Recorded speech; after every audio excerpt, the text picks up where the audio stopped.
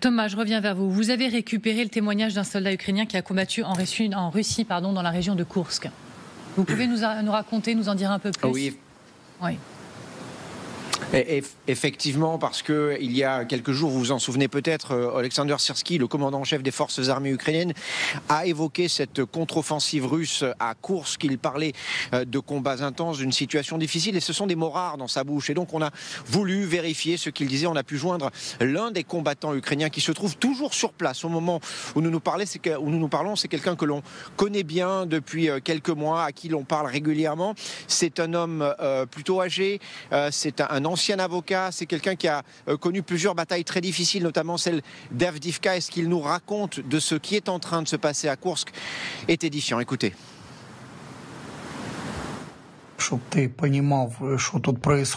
Pour que tu puisses bien comprendre ce qui se passe dans la région de Koursk, pour notre infanterie là-bas, c'est un aller simple. Nous tenons toujours 3 secteurs, Soudja, Velika et Malaloknia. Un territoire d'environ 13 km de long et 11 km de profondeur.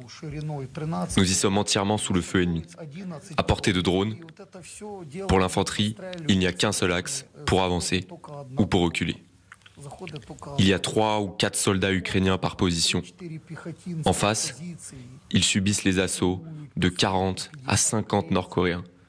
Et généralement, ça fonctionne par vagues de 2 ou 3. Même si tu en repousses 1 ou 2, tu ne résistes pas longtemps. Ils prennent tout de suite ta position. Elle n'existe plus. On laisse les corps des nôtres sur place. Personne ne va les chercher. Aujourd'hui, ma section s'est fait attaquer par des blindés. Presque tout le monde est mort. Je ne connaissais même plus ces gars. C'est la 3e ou 4e vague de remplacement dans notre unité. Il faut se replier. Tout ça, c'est de la politique de merde. On dit qu'on n'est pas comme les Russes, mais on fait pareil. Il y a des arrivistes, des abus de pouvoir, des ordres criminels qui sont donnés. Pour résumer, ce merdier va s'intensifier. Ça ne va pas s'arranger. Pourquoi? Parce que Poutine veut annoncer qu'il a libéré Koursk pour le Nouvel An. Pour que tu comprennes bien ce qui se passe, dans ma compagnie, 75% des gars ont déserté. Tu veux savoir pourquoi? Parce qu'on a demandé à des artilleurs de devenir des fantassins. C'est vraiment la merde, mon ami. Il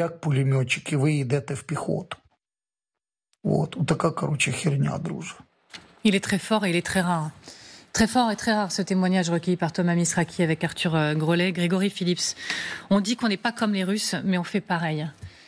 Qu'est-ce que vous retenez, vous, de ce témoignage? Non, c'est rare et vraiment intéressant parce qu'on comprend ce qui est en train de se jouer dans cette région, dans cette oblast russe de Koursk. Enfin, on le rappelle régulièrement, mais il faut imaginer, en août dernier, Zelensky a fait ce pari d'envahir un petit bout de Russie. Ce qui est un affront majeur pour Poutine, évidemment. Et Poutine cherche à bouter les Ukrainiens hors de ce territoire avec l'aide de milliers de soldats nord-coréens. Et moi, ce que je retiens de ce témoignage, c'est la masse humaine. Il dit, on est 4 ou 5 sur une position ukrainienne et en face, vous avez des dizaines de soldats nord-coréens et qui arrivent. Et les Ukrainiens sont débordés par cette masse humaine, il n'y a pas d'autre mot. Et cette, pardonnez-moi l'expression, chair à canon nord-coréenne, utilisée par Poutine, c'est ça le prix qu'il est prêt à payer. Il n'en a rien à faire, Poutine, je pense, de la vie de ces soldats nord-coréens, pour récupérer ce bout de territoire russe. Alors le soldat dit avant le 1er janvier, on voit que les Ukrainiens sont en net recul. Est-ce que ce sera avant le 1er janvier? Est-ce que ce sera avant le 20 janvier, l'arrivée de Trump au pouvoir? Est-ce que les Ukrainiens vont réussir à tenir encore ce petit bout de territoire jusqu'à d'éventuelles négociations? Personne n'a la réponse. Mais en tout cas, il se joue en ce moment dans cette oblast de Koursk, encore une fois en territoire russe, quelque chose d'absolument dramatique des deux côtés sur le plan humain. J'insiste sur cette phrase, on dit que nous ne sommes pas comme les Russes, mais on fait pareil qu'eux. Le moral. Le moral, ça fait près de 3 ans qu'on le répète sur ce plateau, l'importance du moral. Il parle de 75% de ces brigades qui ont déserté. Le moral est en train de s'effondrer. C'est ça ce que nous raconte également le témoignage de cet homme. Et ça, potentiellement, ça peut être le tournant. Quand il dit « nous sommes des artilleurs et on nous demande de devenir des fantassins », en clair, Ça veut dire quoi? De marcher vers les Nord-Coréens, d'aller se faire tuer le fusil à la main comme en 14-18. Donc c'est pour ça que le moral de ces soldats, vous imaginez, ils étaient profs, médecins, comptables, j'en sais rien, enfin toutes les professions imaginables, et ils se retrouvent dans une guerre digne de 14-18 avec des tranchées, avec des soldats nord-coréens face à eux. Il est évident que le moral en prend un coup, et on peut comprendre, alors l'enjeu politique est évidemment très important, mais au niveau personnel, individuel, humain, on peut comprendre que certains décident de partir, parce que c'est insupportable ce qu'on leur demande, évidemment.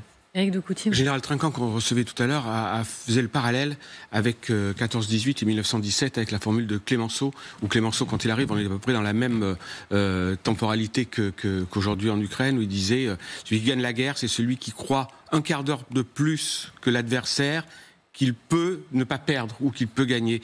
Et on est un peu dans cette configuration où on voit bien que avec ce témoignage que les soldats, c'est de la chair à canon et que c'est sur la symbolique. Là, quand il dit c'est le 1er janvier parce que Poutine veut absolument annoncer la reconquête de la région le 1er janvier, et les autres, on est sur une symbolique extrêmement forte et sur la dimension psychologique de cette guerre, où on voit aussi que comment les soldats, des deux côtés en tous les cas, sont considérés comme de la chair à canon. Et avec des hommes qui peuvent douter aujourd'hui, qui n'ont pas la certitude que les puissances occidentales, que l'Europe, que les États-Unis continueront à les soutenir jusqu'au bout, à leur donner les moyens militaires d'aller jusqu'au bout de leur combat. Le 20 janvier, Donald Trump prend ses fonctions de président à la Maison-Blanche. Quelle sera sa politique à l'égard de l'Ukraine? Il y a le doute est permis, donc vous allez affronter de la chair à canon, comme le dit Grégory, sans la certitude derrière que les grandes chancelleries qui sont censées vous aider le feront ad vitam aeternam.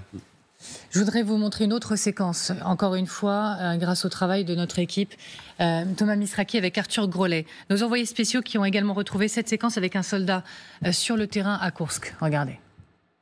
Hier, c'est ici que nous dormions. Ce sont nos sacs de couchage. Igor a eu très peur. Sa position a été attaquée par des fantassins russes. Il ne doit son salut qu'à ses réflexes de soldat. Ce salopard, hier, ce connard, nous a envoyé une grenade dessus. Il nous tirait dessus avec son fusil automatique. Maintenant qu'il a pris ma grenade dans la gueule, il n'est plus vivant, ce salaud. Par radio, son chef le félicite. Moi, je suis vivant et en bonne santé. Tout va bien. Heureusement que je suis costaud. Le cadavre de son adversaire a été abandonné. Je crois que je vais aller me reposer maintenant. Je vous aime tous. Igor a pu quitter Koursk et passer Noël en famille. Je vous vois réagir, Xavier. Oui, c'est intéressant parce qu'on a les deux côtés. On a d'un côté ce soldat qui s'en prend aux politiques. Alors, il ne cite pas Volodymyr Zelensky, mais on comprend que cette décision d'attaquer cette oblast de Koursk est pas forcément bien vue par ceux qui doivent tenir la position le plus longtemps possible. Parce qu'évidemment, un jour ou l'autre, Vladimir Poutine reprendra cette oblast. Et puis, ce soldat qui se défend comme il peut et qui est fier d'avoir survécu surtout, qui est fier de ne pas avoir été un autre sacrifié, parce que des sacrifices en cette période de Noël, sur le front, il y en a toutes les heures, ça n'arrête pas. Quand on sait qu'on estime que la moyenne des morts russes est de 1000 hommes par jour en moyenne, les Ukrainiens peut-être la moitié, peut-être un peu plus, on a très peu de renseignements sur les Ukrainiens. Le sacrifice, il est tout le temps, il est partout pendant cette guerre. On parlait de 1914, 1918 à l'instant. En 1914, il y avait eu une trêve pour le soir de Noël. Les soldats français et allemands, quelques-uns, s'étaient échangés des cadeaux. Il y avait eu quelques petits matchs de foot qui ont été montés en épingle, d'ailleurs, par des films assez célèbres. Il n'y en a pas eu beaucoup, mais il y a eu des moments comme ça. Cette guerre que nous scrutons tous depuis le 24 février 2022, on n'a jamais vu ça parce que c'est une guerre à mort, et c'est la survie, d'ailleurs des deux côtés, je pense, de l'Ukraine d'une part et de la Russie d'autre part. La Russie, sachant que son but était de reconquérir ce qu'ils appelaient eux le peuple frère, il y a un bouquin célèbre aussi là-dessus, qui ne l'est plus du tout. L'Ukraine est définitivement détachée de la Russie, quoi qu'il arrive, et même si Vladimir Poutine gagnait cette guerre, il ne pourra jamais conquérir le cœur des Ukrainiens après tant de massacres et tant de violences, même le jour de Noël, cette vague de bombardements avec une seconde qui s'annonce. Je reviens sur un point important du témoignage du premier soldat qu'on a vu. Quand il évoque effectivement ces vagues de Nord-Coréens, 40, 50, dit-il. Dernière information, je voyais ça sur le site d'Euronews là tout à l'heure. Pyongyang préparait un nouvel envoi de soldats, c'est ce que dit Séoul en tout cas. La Corée du Nord se prépare à déployer des troupes et des armes supplémentaires pour aider la Russie, avec notamment, je le vois, des drones qui pourraient être envoyés. On évoquait 1100 soldats nord-coréens sur le terrain. Pardonnez-moi. Jusqu'à aujourd'hui, entre 10 et 12 000 suivant. J'ai mangé un bout de la phrase. Et peut-être 3 000 selon Zelensky. Exactement. Mais si des vagues supplémentaires arrivent avec force drone, etc., quand ce soldat parle du 1er janvier, on imagine qu'on n'est pas dans cette immédiateté, mais ça peut être vraiment le point de rupture. Les Nord-Coréens. Pour la reprise de Koursk, sans doute. Parce que c'est sur ce terrain-là qu'ils sont actifs, avec l'armement, avec les drones dont vous parliez à l'instant, avec les obus qui sont livrés par Pyongyang. Clairement, dans la main de Poutine, au sens jeu de cartes, il y a cet atout, c'est les Nord-Coréens qui, pour l'instant, sont une manne humaine et matérielle sur laquelle il sait qu'il peut compter et qui, pour l'instant, en tout cas, n'a pas de limite.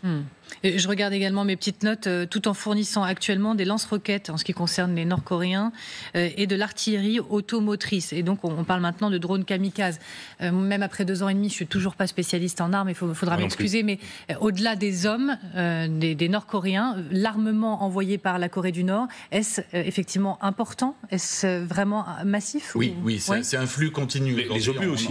Les obus aussi. Alors, plus de 3 millions d'obus, ça déjà, c'est déterminant parce que c'est vraiment le nerf de la guerre, sans mauvais jeu de mots. Les Ukrainiens manquent cruellement d'obus. Nous n'arrivons pas à leur en fournir, tout simplement parce que nous n'en avons pas dans un premier temps et que la remise en route des usines est extrêmement compliquée.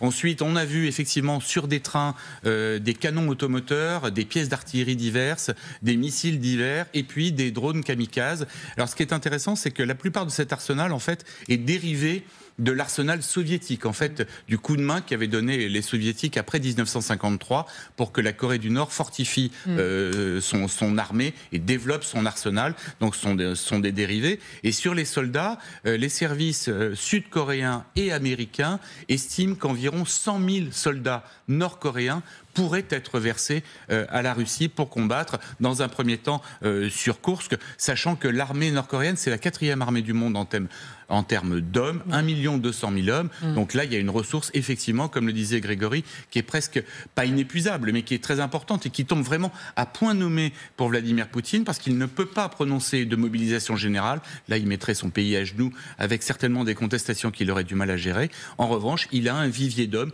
que n'ont absolument pas les Ukrainiens de leur côté. Et des Ukrainiens qu'on voit épuisés pour ceux qui sont en plus sur le front. Oui, Tristan Banon ? Oui, non, mais c'est surtout que je pense qu'il ne faut pas sous-estimer l'intérêt d'avoir des hommes dont on se fout complètement de la mort. C'est surtout ça aussi. C'est vraiment que ces Nord-Coréens mais ils servent franchement de chair à canon et ça leur donne quand même une capacité supplémentaire par rapport aux Ukrainiens qui, eux, comptent leurs soldats et n'ont pas l'intention de faire comme si ça importait peu que de les perdre.